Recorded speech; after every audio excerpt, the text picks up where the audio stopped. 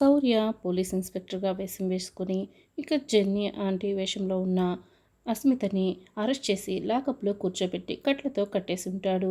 స్పృహలో లేని అస్మిత ముఖంపై నీళ్లు చిలకరించి స్పృహలోకి వచ్చేలా చేస్తారు.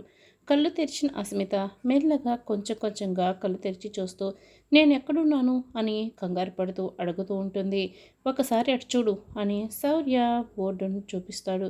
గోవా పోలీస్ స్టేషన్ అని పేరు ఉంటుంది. ఏంటి, నేను గోవాలో ఉన్నానా? పోలీస్ స్టేషన్లో నన్ను మీరు ఇలా కట్టేశారా? అని ఎందుకు ఇలా చేశారు? నన్ను వదిలేయండి అని అస్మిత కేకలు పెడుతుంటుంది. మర్యాదగా నిజం చెప్తావా లేదా? ఆ డ్రగ్స్ నీకెక్కడివి అని పోలీస్ వేషంలో ఉన్న శౌర్య ఇక ప్రశ్నిస్తూ ఉంటాడు. నాకేం తెలియదు, అసలు నేను ఎవరు అనుకుంటున్నారు? మీరు ఎందుకు నన్ను ఇలా తీసుకొచ్చారని అస్మిత అడుగుతుంటుంది. అసలు ఆడపులి అంటే ఎలా ఉండాలో నీకు తెలుసా? నేను ఆడపులిని చూపించనా అంటూ అక్కడ నిలబడి ఉన్న రామలక్ష్మిని చూపిస్తూ ఉంటారు. రామలక్ష్మి కూడా ఇన్స్పెక్టర్ వేషంలో టిప్ టాప్గా పోలీస్ యూనిఫామ్ వేసుకొని లాఠీ పట్టుకొని వస్తూ ఉంటుంది.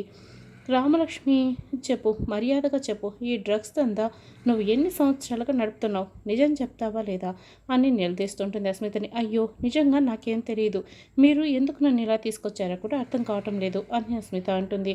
ఏంటి, నీకు తెలీదా అంటూ రామలక్ష్మి లాఠీతో జెన్నీ ఆవేశంలో ఉన్న అస్మితని బాగా కొడుతూ ఉంటుంది. రామలక్ష్మి అలా కొడుతూ ఉంటే ఆ దెబ్బలకి తట్టుకోలేక అయ్యో, నేను నిజం చెప్పేస్తాను అని అస్మిత గట్టిగా అరుస్తూ ఉంటుంది.